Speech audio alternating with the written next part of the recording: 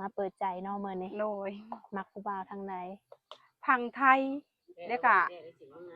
ประเทศนอกอืฝั่งลาวเด้พังลาวบ่อยากปานใดเพราะว่าเคยล้มมาแล้วเพิ่นรับน้องบ่ได้แบบน้องมีลูกติดแบบนี้นะโอ้รับบ่ได้เนาะโดยเพราะว่ามีลูกติดก็เลยขอเป็นหนุ่มไทยโดยแล้วก็เมืองนอกเนาะโดยเรื่องอายุของเพิ่นเด้อายุนี่30ขึ้นไปน้อยลดลงมา30บ่เอาโอ้30ขึ้นไปขึ้นฮอดไสขึ้นฮอด70เจ้ารับได้แท้บ่รับได้แท้คะแนนเพิ่นรับในตัวน้องได้ว่าน้องเป็นแม่เลี้ยงเดี่ยวมีลูกต้องดูแลกับแม่อีก1คนโอ้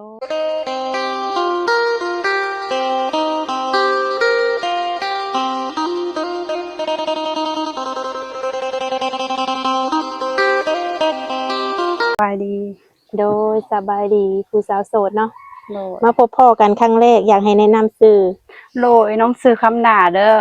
โดยอายุจักปีอายุ30ปีสาวคำลาอายุ30ปีโดยเคยมีครอบครัวบ่เคยเนาะมีลูกนำกันบ่หยังนะมีลูกนำกันบ่มีลูกกัน1คนผู้หญิงผู้ชายปัจจุบันนี้อายุจักปีแล้วปัจจุบันนี้อายุ5ปีใหญ่แล้วเนาะโดยเป็นแม่เลี้ยงเดี่ยวแม่นโอ้โดยโสดมาได้จักปีแล้วโสดมาก็ได้5ปีเพราะว่าป้ากับผัวตั้งแต่ลูกอยู่ในท้อง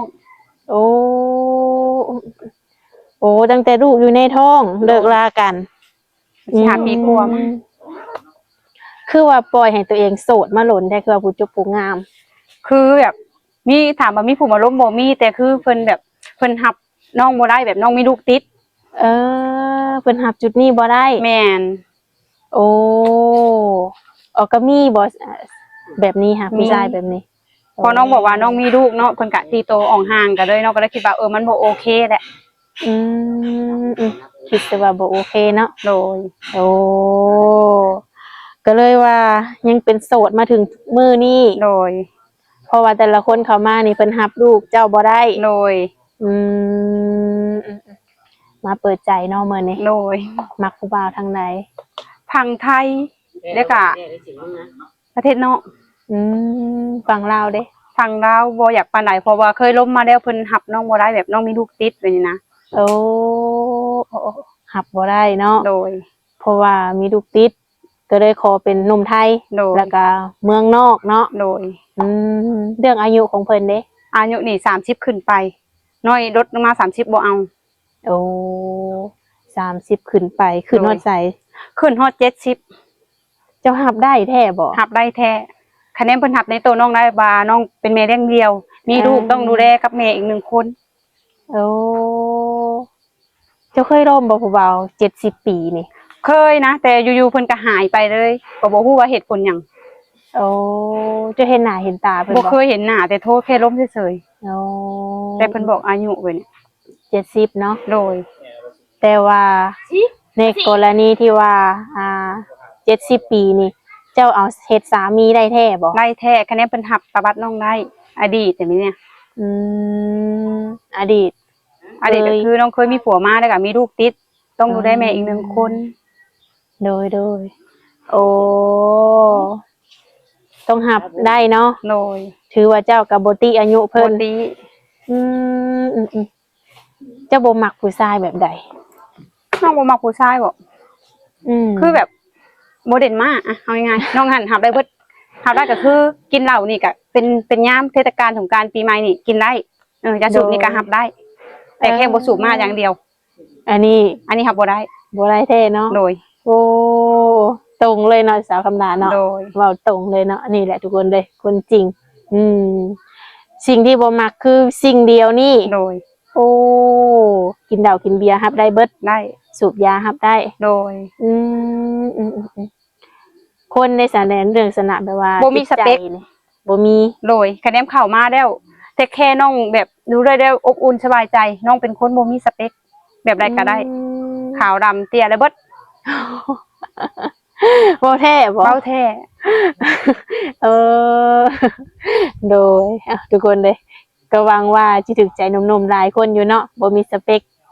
สูงดำเตี้ยอะไรเบิดสาวคำดา บ่มีขอติแน่บ่ บ่นะเพราะว่าแค่นี้เพิ่นดูแลเฮาได้แค่นี้พอแล้วก็รับลูกเฮาได้ ซำนี้ โดย โอ้อ้าวมีหลายอยู่ดอกซันเนาะเพราะว่าหนุ่มไทยหนุ่มเมืองนอกเพิ่นน่าจะบ่ติเนาะในจุดนี้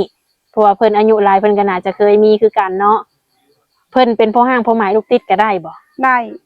เจ้าก็บ่ติเนาะ บ่ติก็ต่างคนต่างทำหน้าที่กันไป อืมโดยให้เกียรติซึ่งกันและกัน โดย อืมโดยมีสามีไปอยู่นำได้บ่ แบบใด ไปอยู่นำสามี ได้เพราะว่าน้องก็บ่ได้มีภาระอีหยังก็มีแต่ลูกขอเพียงเอาลูกไปนํได้แหละ โอ้ ถ้าบ่เอาลูกไปนํก็คือบ่ไป อื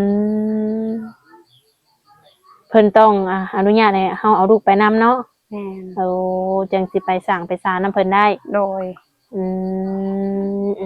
สาวคำหน้ามีเอ้ยน้องอยู่บ่จ๊ะ มีอยู่น้องทั้งหมด5คน ผู้หญิงเบิด ผู้หญิงเบิด โดย เจ้าเป็นลูกคนที่เท่า เป็น ไหร่ คนที่3 คนที่สาม โดย อืก็ถือว่าไปอยู่นำสามีได้เนาะ โดย ยังมีผู้อยู่นำแม่อยู่เนาะ โดย มีเฮือนเป็นของตัวเองบ่ทุกมื้อนี่ ทุกมื้อนี่บ่ยังอยู่นํแม่อยู่ ยังบ่มีเฮือนเนาะ โดย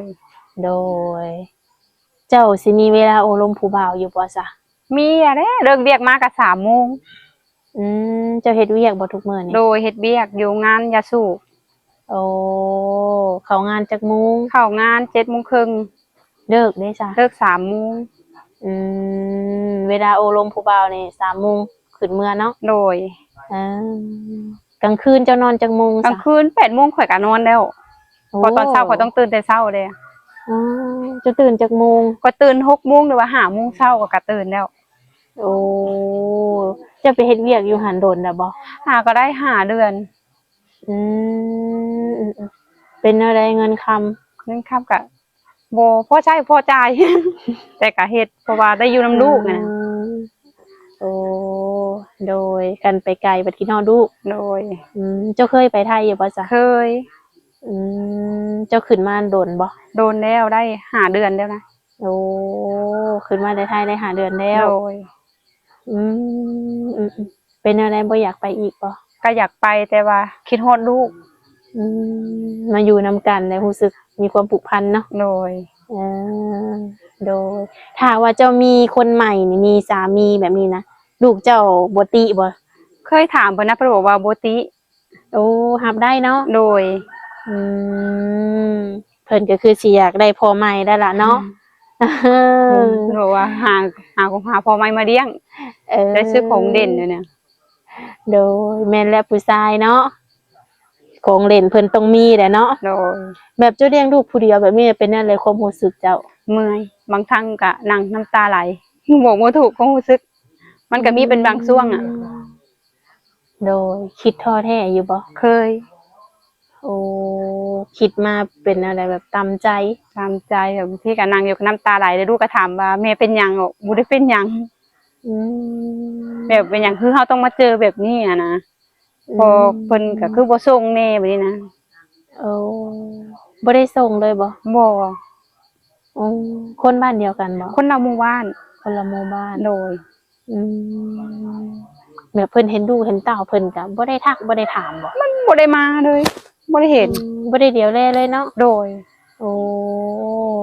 ถือว่าแบบขาดกันเป็นทางการเลยเนาะ โดย อืมเลี้ยงลูกผู้เดียวความรู้สึกก็สิเมื่อยแน่เนาะ โดย ต่อไปอาจจะมีคนมาเลี้ยงซอยสาวคำลาเอ้ย โดยขอบใจขอให้พ่อก็แล้วกัน ถ้าพ่อนี่เจ้าพร้อมสิเอาเลยบ่ พร้อมสิเอาเลย เว้าแท้บ่ เว้าแท้ เออต้องคุยกันดนบ่ เดือนเดียวอะให้เวลาเดือนเดียวสูงสุดอะ2 เดือนก็เข้าใจกันแล้วถ้าคนแบบเขาจริงใจกับเฮาอะ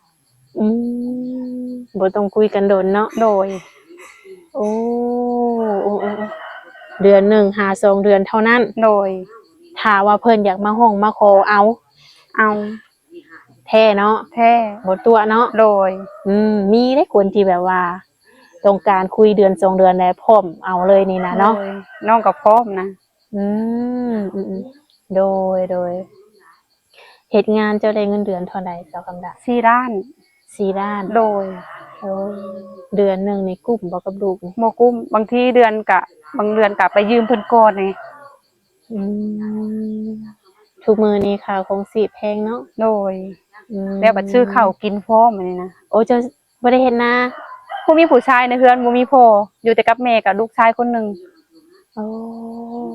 คือหาเงินซื้อข้าวนำ โดย เดือนหนึงเบิดจักสอบเจ้าคำละ เดือนหนึงเบิดถ้าเป็นข้าวเปลือกอะ4ซอก อืม ถ้าเป็นข้าวสารก็2ซอก โอ้เดี๋ยวนี้สอบละเท่าไหร่เจ้าคำ ซอก ละ ละ800,000 ป้าเนาะ 50โล800,000 โอ้ถือว่าแพงเนาะ โด สอย บหนึงนี่เนาะ เงินเดือนก็หายไปแล้วก้อนหนึง เออ ซื้อพริกไปแดงงัวก็บ่พอแล้วนี่ เออแม่นเลยเนาะแบบเจ้าได้ใส่ส่วนตัวเจ้าอยู่บ่ ส่วนตัวก็ใช้อยู่แต่ก็บ่ถึงวัน500,000บางเดือนก็แทบสิบ่ได้ซื้อซ้ำแบบอีหยังแบบขาดได้ก็หยวนๆไปแบบนี้นะ อืม บ่จำเป็นเฮาก็บ่ต้องซื้อเลยแบบนี้ โอ้ ถ้าซื้อดีก็คือบ่พอ อืมโดยก็แสดงว่าแบบเครื่องใช้ซอยเจ้านี่แทบสิบ่ได้ซื้อเนาะ บ่ อืม นี่หยังก็ใช้ๆไปนี่ โดยเพื่อว่าประหยัด โดย แต่ก็ยังบ่กุ้มอยู่ โดย โอ้ถ้าเฮาบ่ประหยัดสิสำไรเนาะ โดย อืมโดย พูดถึงคนที่สิเข้ามาเนาะนิสัยใจคอเพิ่นนี่ ใส่ใจคอต้องใจดี ใจเย็น อืม เพราะว่าข่อยทุกข์เนาะบางทีมาเจอปัญหาแบบทับบ่ไล่แบบนี้นะ อืม เจ้าคือบ่บอกข่อยตั้งแต่ทีแรกแบบนี้นะก็บ่อยากได้ยินคำนี้อะอยากให้คนที่เข้ามาเบิ่งคลิปน้องที่แบบออกไปแบบว่าเป็นแบบนี้แบบนี้นะ เบิ่งให้ มาหับ จบ ได้ เนาะ บ่โดย โอ้ถ้าหับได้นี่จังทักเข้ามาโอลม โดย โอ้ถือว่าชัดเจนเนาะ โดย อ่าพูดจริงเฮ็ดจริงทุกคนเลย แล้วก็เอาจริงเนาะ โดย อืเป็นคนใจดีใจเย็นสิเข้ามาหาเจ้า โดย เจ้าเองได้ซะใจร้อนใจเย็น ข่อยเป็นคนแบบตามอารมณ์นะถามว่าฮ้อนบ่ก็บ่ฮ้อนเย็นก็บ่เย็นแบบคือแบบถ้าเจอมาแบบไรก็ถ้ามีปากเสียงก็คือสิย่างหนีก่อน โอ้ สิเป็นคนย่างหนีก่อนสิบ่แบบบ่โต้เถียงสิย่างหนีก่อนเลยแต่ใจเย็นคอยมาคุยแบบเนี้ย อืมอืมโดยโอ้จะเป็นแบบนี้เนาะ แม่น อืมถามว่าผู้บ่าวอยากมาเยี่ยมมายามเด้สาวคำดะ มาได้เด้อยินดีต้อนรับ อืม ว่างตลอด ตอนยินดีต้อนรับเนาะ โดย ขอแค่ว่าเพิ่นมาด้วยความจริงใจ โดย เพิ่นชวนไปดินไปเที่ยวได้เจ้าสิมีเวลาบ่ ก็ต้องบอกลวงหน้าก่อนแชร์ลางานนะเพราะว่าข่อยก็เฮ็ดงานเนาะ อืม แบบเนี้ย ได้บ่ โดย สูงสุดได้จังมื้อ ได้แบบเงินเดือนน้องเขาบอกหรือว่าอะไร แบบว่าเจ้าลาเวียกลางานนี่สูงสุดนี่ สูงสุด ได้ บ่ได้3มื้อเอง 3 มื้อ โดย โอ้ถ้าว่าไปเที่ยวนี่ก็คือไปได้แต่3 มื้อเนาะ โดย ต้องนัดล่วงหน้าก่อน โดยได้แจ้งเพิ่นล่วงหน้าก่อน โอ้อืมโดย งานหนักบ่เจ้าเฮ็ดอยู่ค่ะ ก็ถามว่านักกะบ่นักเว้าก็บ่เว้านะบางมื้อก็มีนักบ้างเว้าว่างแบบนี้สลับกันไป กดดันอยู่บ่เฮ็ดงานอยู่ค่ะ ก็กดดันนะ เป็นอะไร กิดยาวบ่ทันแต่แกด่า เออ บางทีเมื่อย โดยเป็นบางช่วงเนาะ แม่น เออคือเจ้าก็เลี้ยงลูกคนเดียวมาก็ได้5 ปีแล้ว โด เนาะ ย ถือว่ามื้อนี้ก็อยากมีคนมาหาเลี้ยงซอย โดย แต่ว่าขอคนที่รับได้เนาะ หับไล่แล้วก็แพงลูกเฮาเหมือนลูกตัวเองแบบเนี้ยบ่ตีแบบเนี้ยแค่นี้ก็ดีใจแล้ว อืมโดยบ่มีหยังใดเนาะ โดย โอ้สิ่งที่เจ้าบ่มักนี่มีอย่างเดียวนั่นเนาะ โดย คือผู้ชายที่แบบว่าสูบ สูบยามา สูบหนังเนาะ คือบ่เอาเลย โอ้บ่ให้โอกาสเลย บ่ต้องมาใกล้ เคยเจอบ่ เคยเจอมาแล้ว เออเจอมาแล้วเนาะ โดย เลยบ่อยากเจอซ้ำสอง โดย อืมถ้าว่าเจ้ามีสามีอีกรอบนี่จัดงานแต่งบ่ สิบ่จัดดอกสิเฮ็ดแค่แบบเฮ็ดตามฮิตเล็กๆน้อยๆนะบ่ถึงกับว่าใหญ่โตเฮ็ดตามประเพณีลาวเฉยๆเท่านั้นแหละ โอ้ผูกแขนน้อยเนาะ โดย อืม ในถ้าในกรณีที่ว่าทางภายซ้ายเพิ่นอยากจัดอยากให้เจ้ามีหน้ามีตาเด้จ้ะ ก็อันนี้ก็แล้วแต่เพิ่นก็ตามใจเพิ่นเนาะ